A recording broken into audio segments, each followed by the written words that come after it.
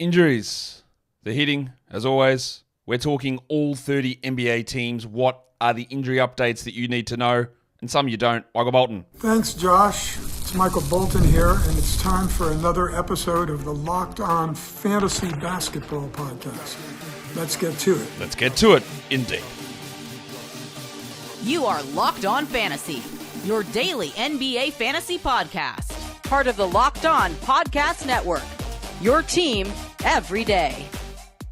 Hello and welcome to the Locked On Fantasy Basketball Podcast, brought to you by Basketball Monster. My name is Josh Lloyd, and if you saw me in the shower, I don't think you'd be calling me all of Australia. I'm also the lead fantasy analyst at basketballmonster.com, and you can find me on Blue Sky, joshloyd.bsky.social, on Twitter at redrock_bball, on TikTok at redrock_bball, and on Instagram at Locked On Fantasy Basketball. Check out lockedondaily.com, and you can find the best newsletter for your favorite NBA team. That is lockedondaily.com.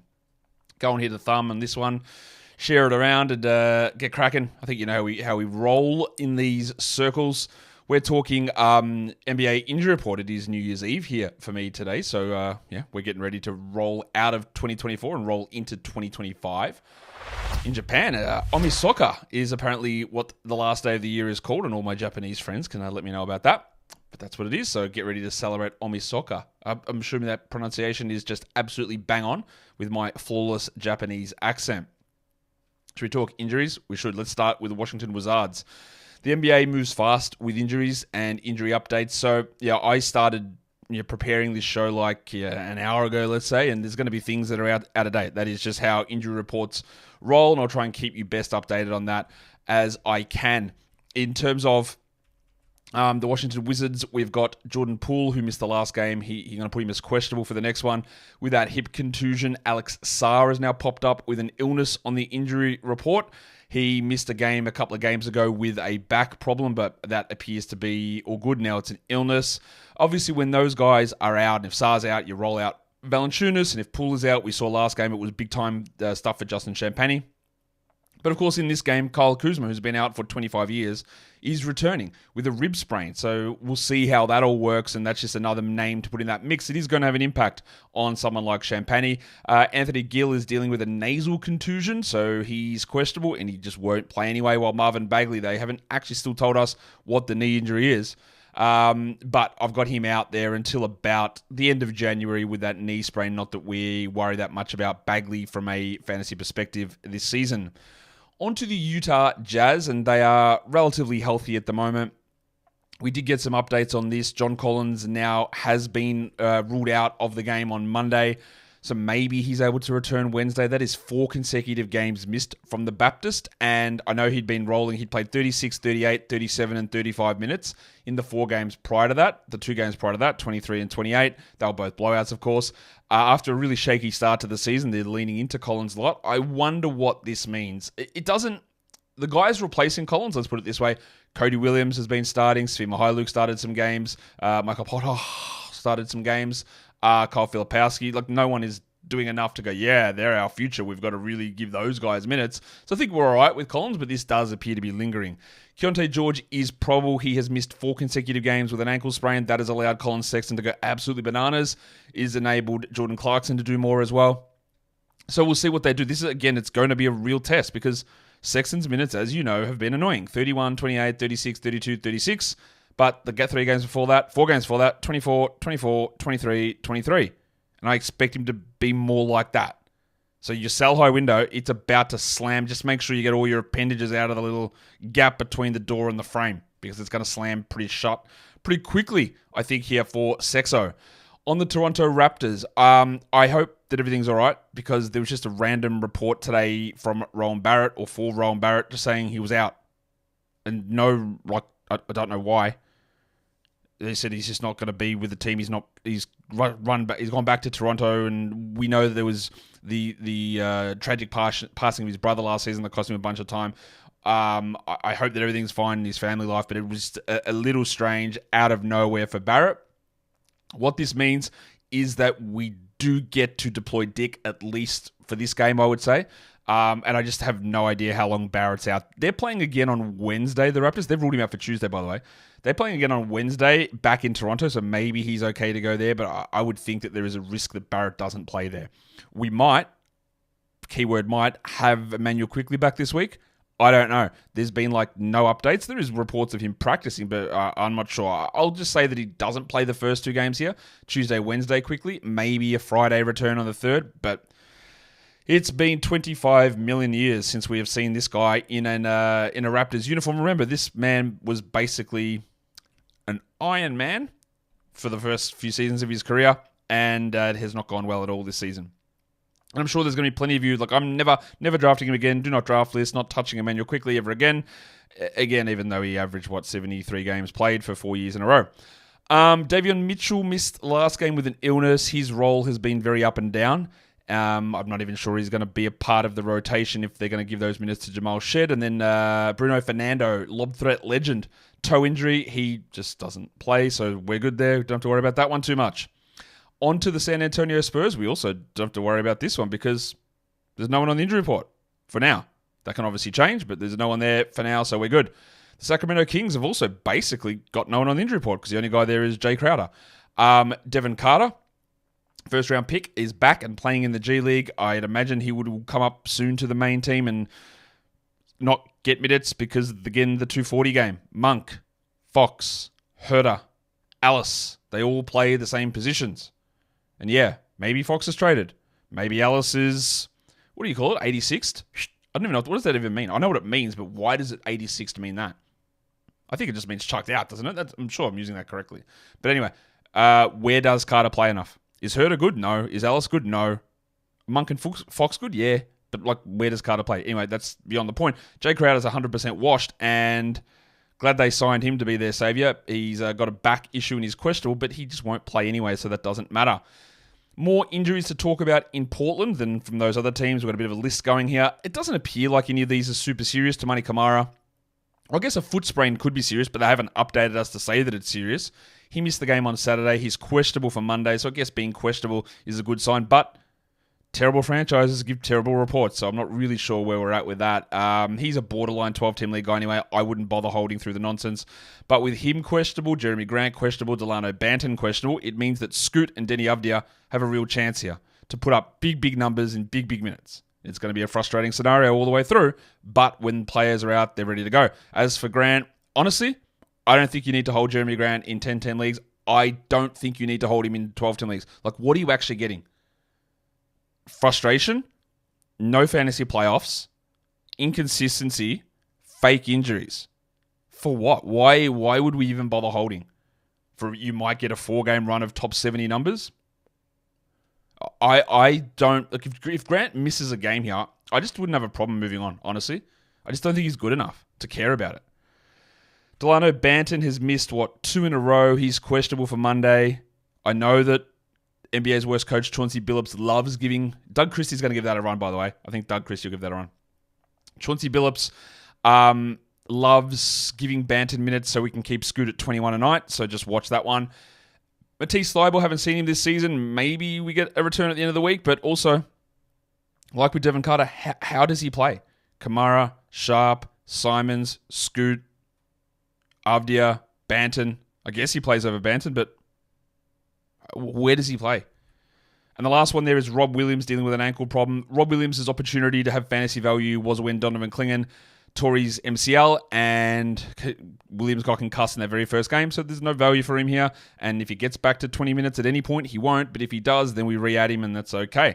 Really disappointing season again from Rob Williams.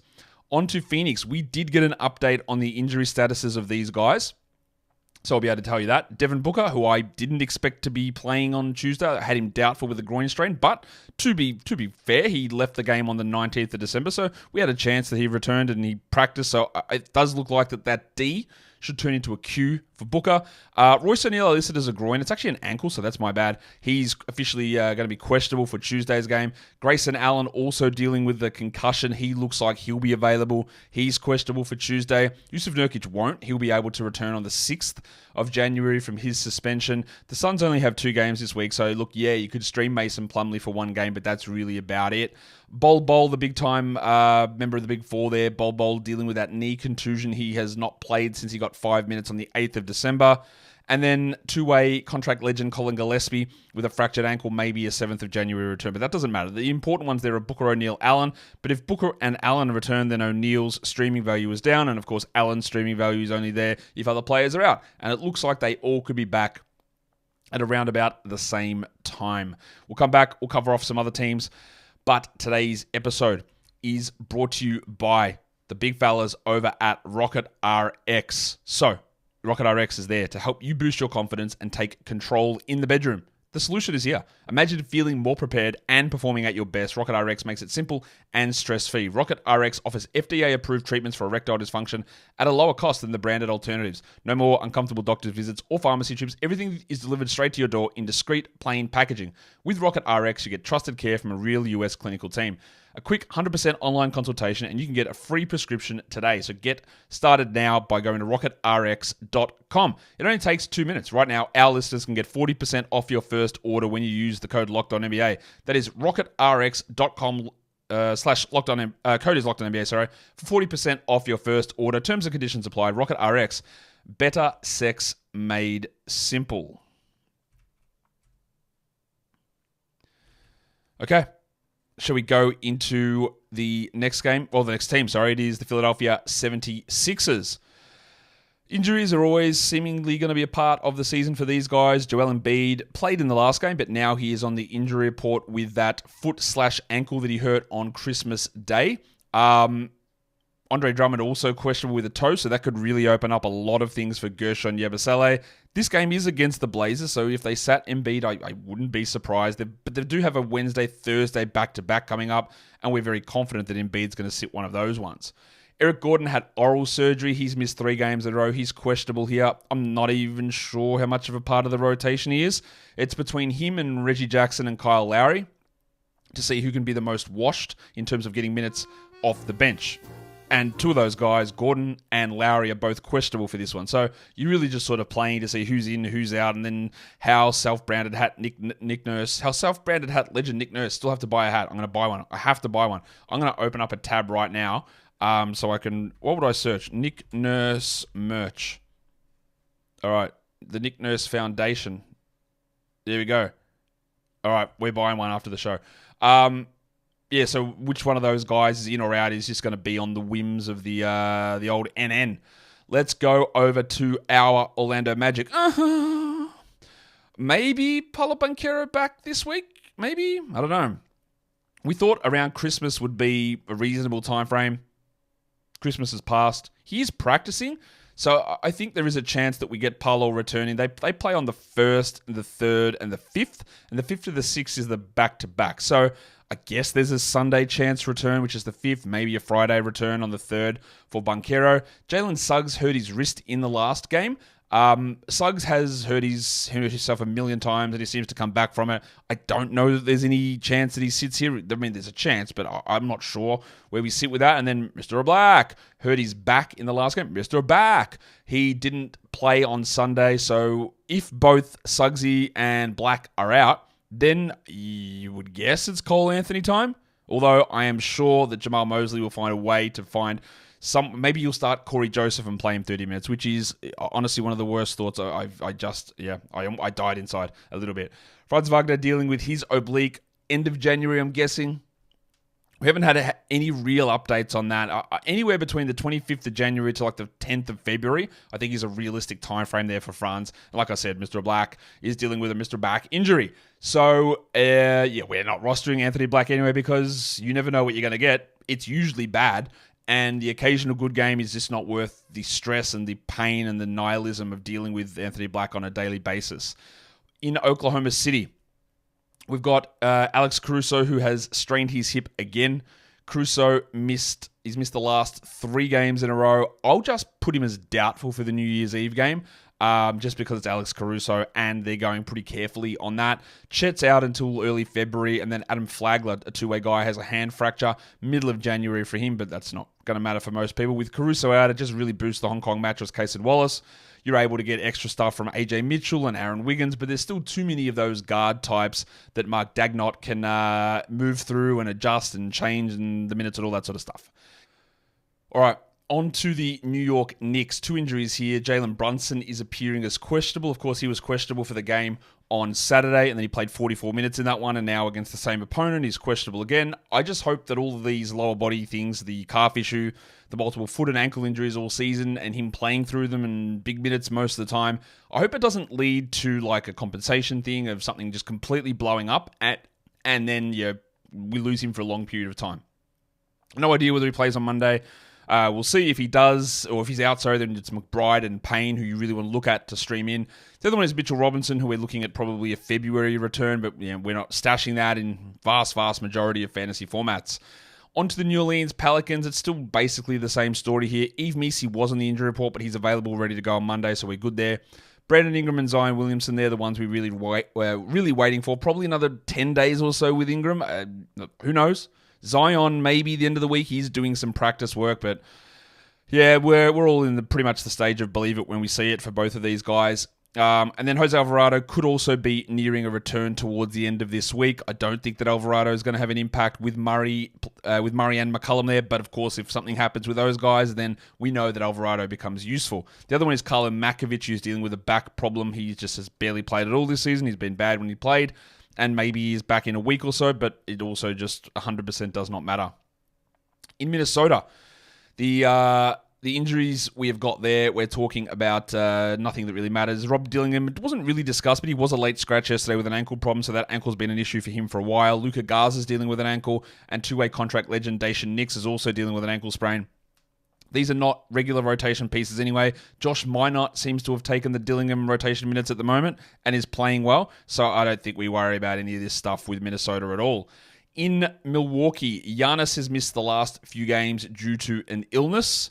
Originally it was a back thing, much like Damian Lillard's was originally a calf, and then it turned into an illness. So there is an illness of some description going around this team. Giannis is officially questionable for the game on Tuesday with this illness. He's missed 4 consecutive games. I'd be stunned if he doesn't play. I think it's got to be closer to probable, but whatever. Big Boom AJ Green is probable with a calf contusion, and Chris Middleton is probable with his ankles issues. Is that how you say it? It's like attorneys general. Middleton's been playing quite well of late. Like, minutes are up, scoring is up. I don't know why with a probable tag is even put on here, but whatever. So they look like for the next game, Milwaukee's going to be, again, I expect Giannis to play. I think they're going to be completely healthy in that next game. In Miami, Jimmy Butler unfortunately overdosed on culture, so he's missed the last few games. He didn't play across the weekend. Their next game is not till a Wednesday, Thursday back-to-back. So, of course, he's probably not going to be recovered enough to play both of those games. But he honestly should be playing. We haven't heard any updates on the suspensions of maybe Tyler Hero or Terry. I'd be pretty shocked, honestly. If Rozier doesn't get suspended, I'd be pretty surprised. Hero maybe a game, I don't know. But we don't have any updates on that just yet. I'm sure something will come in at some point. And Duncan Robinson missed the last game with a foot issue. They're calling it foot inflammation. He just missed the one game. He played 38 minutes the day before. I expect that Dunk will be okay to go. Joshy Richardson's had this ankle problem for weeks and weeks and weeks, and he's not really a part of the rotation anyway. And then we got this week the confirmation on the Drew Smith torn Achilles, which is going to cost him the season. With Richardson out, we get more minutes for Rozier, if he's even available. But you could have a situation here where there's more guys out, and we're looking at Jovic, we're looking at Alec Burks, we're looking at maybe Jaquez, but there's no way you trust any of these players. You can't trust any of them. And even the guys you can trust, like Adebayo, who shoots 20% from the field, or Jimmy Butler, who, is Jimmy Butler, or now Tyler Hero is going to get suspended. Like, you can't trust any of these guys at all. Some have more level of trust, but nothing else has any level of consistency or trust whatsoever.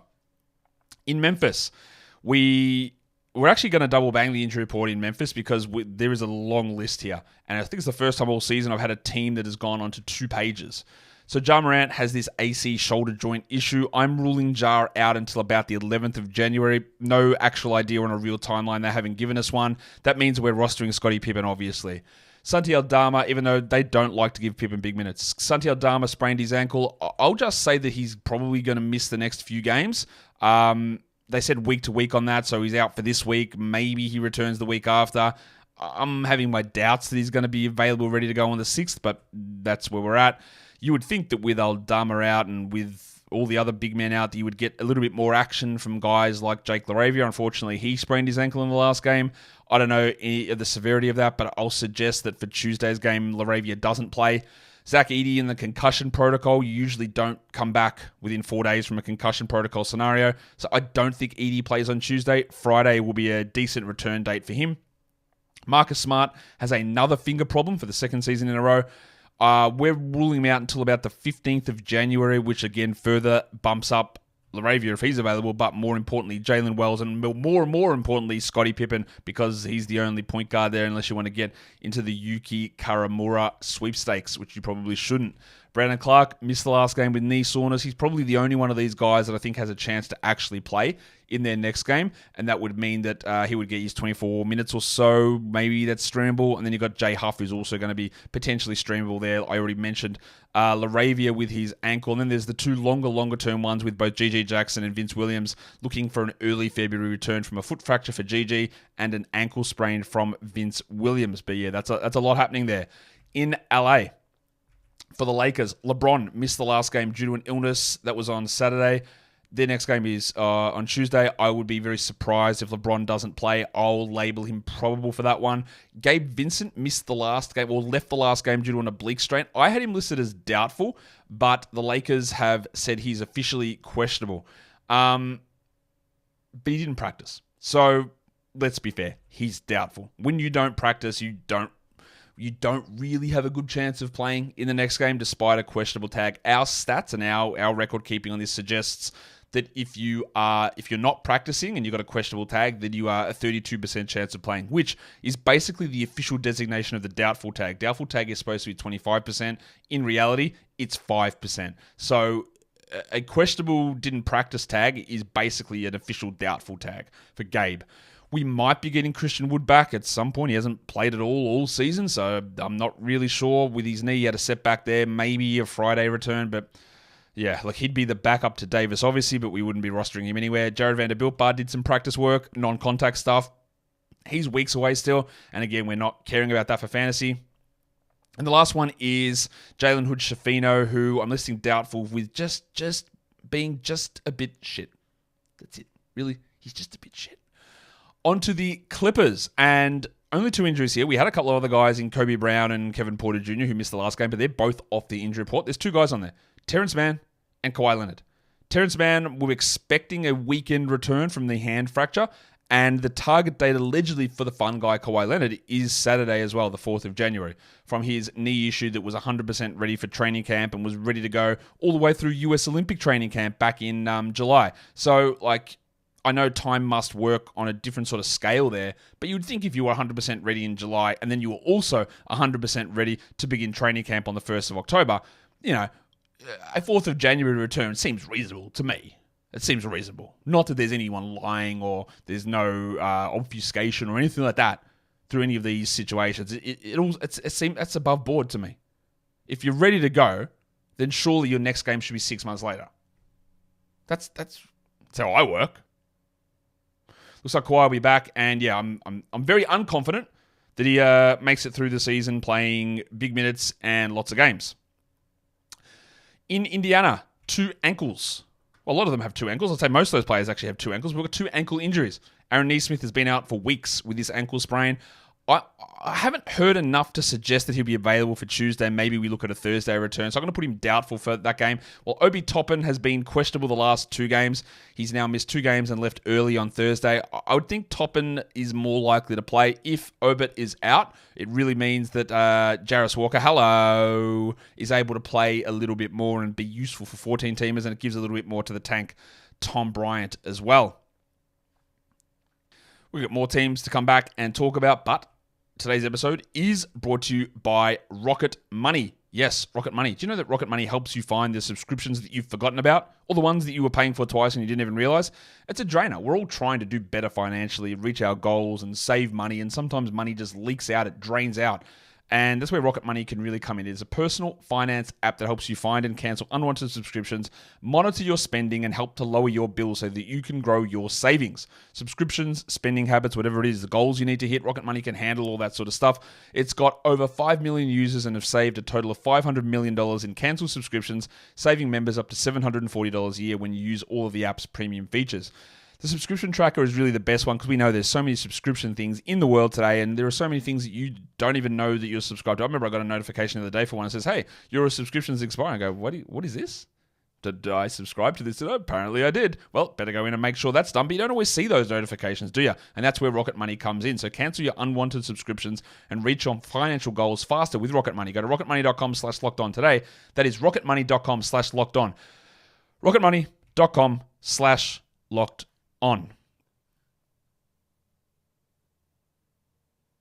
right, let's go through the final 11 teams here.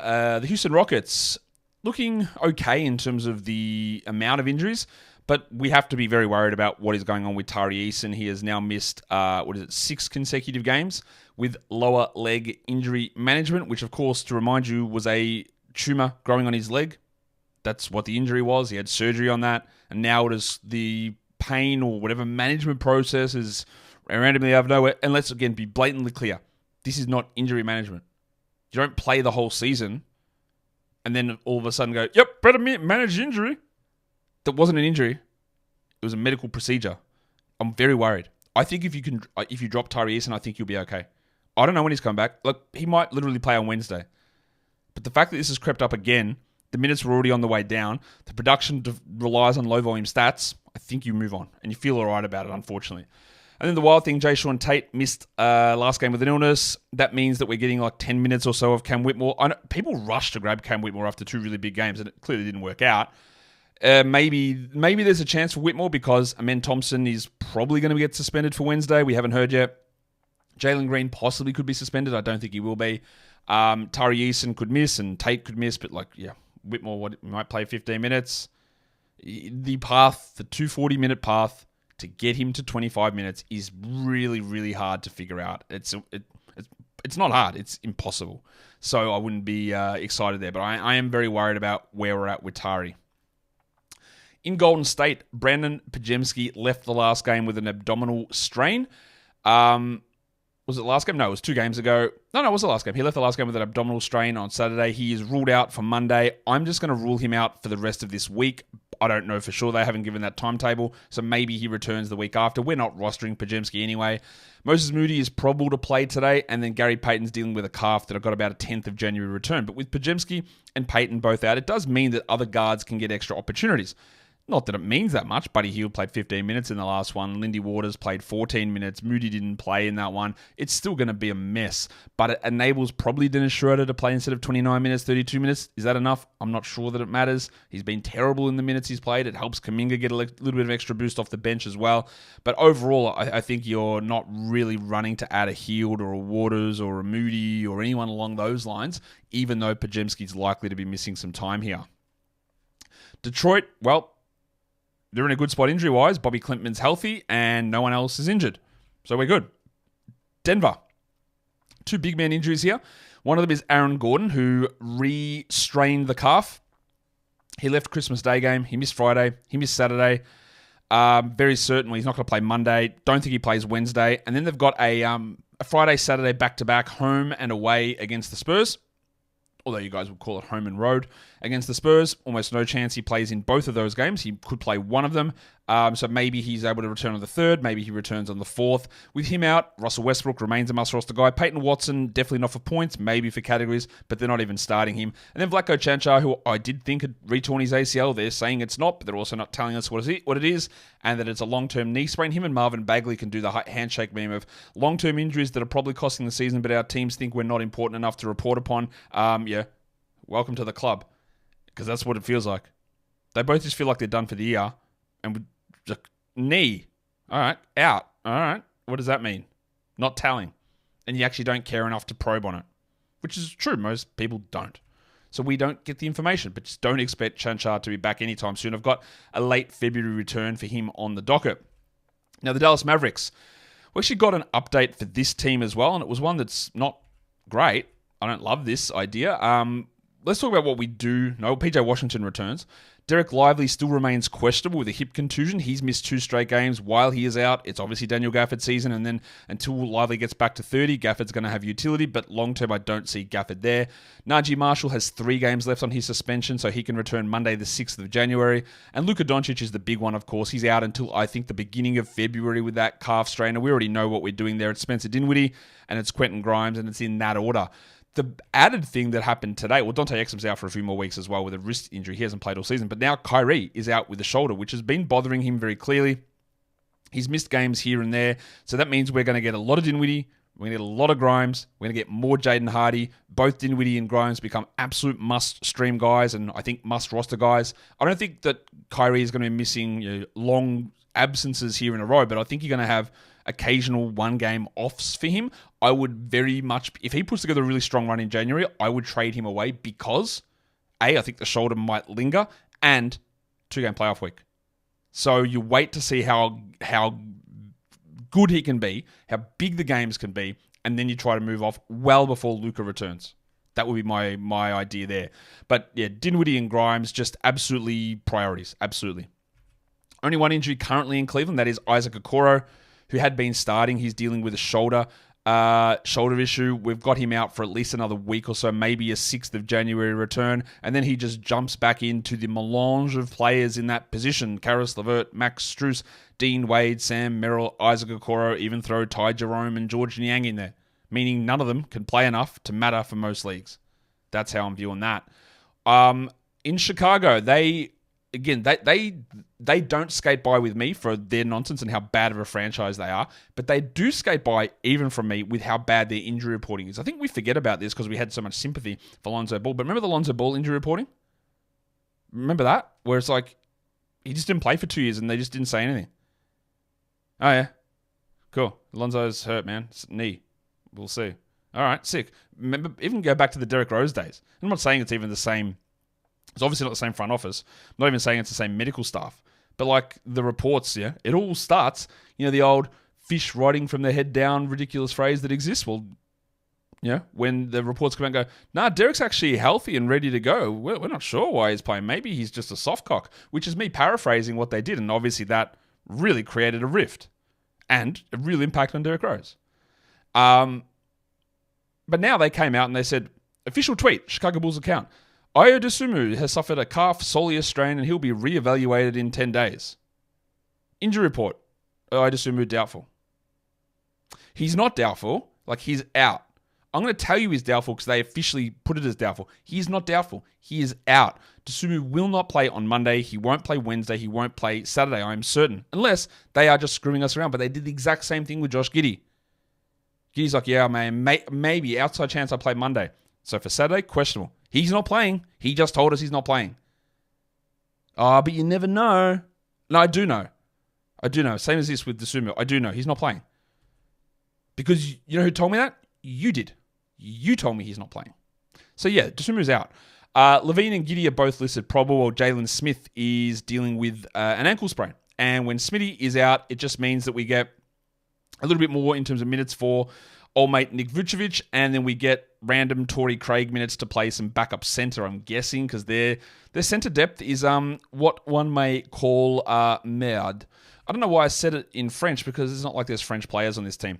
For the Charlotte Hornets, yeah, I know this is where we do the goo feasting, isn't it? Because LaMelo Ball, Brandon Miller, Cody Martin are all doubtful for soreness, and they all missed the last game for soreness. And my theory remains, if you haven't heard it, I'll just quickly tell you now.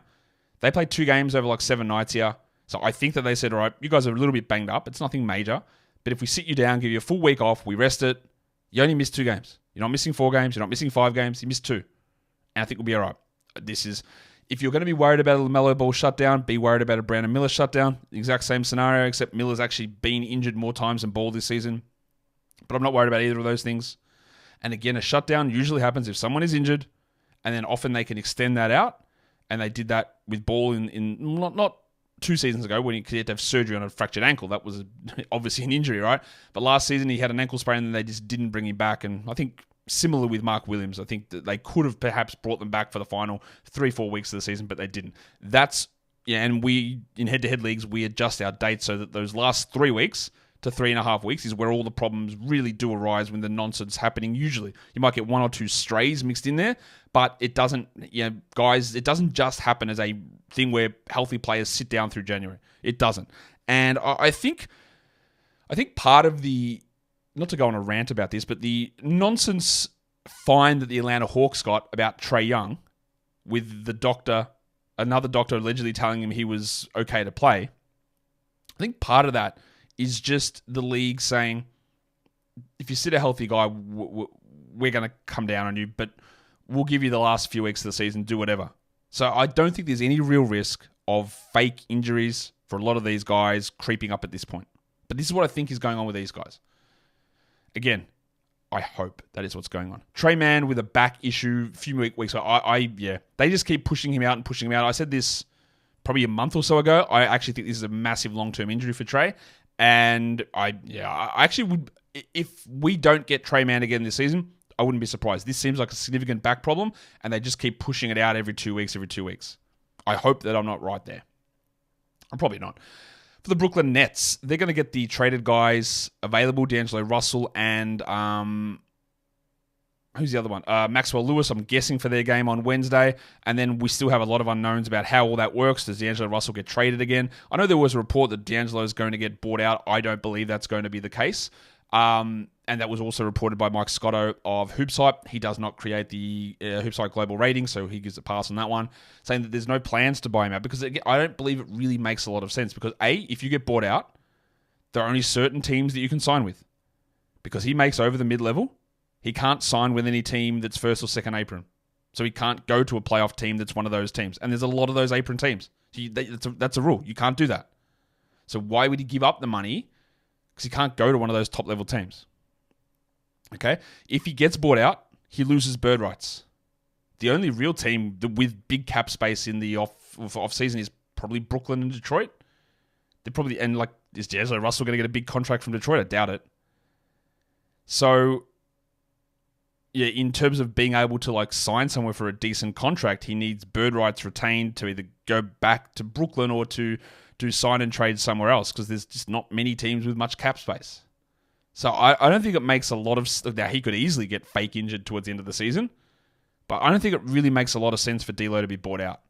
It's an easy narrative to go, oh, well, yeah, they want to lose, and D'Lo can go somewhere else and play somewhere else, but in terms of contract stuff and CBA stuff and financials for D'Lo and for teams, I'm not sure it really makes any sense for that to happen. Traded somewhere else? Sure, that's possible, but we'll find out.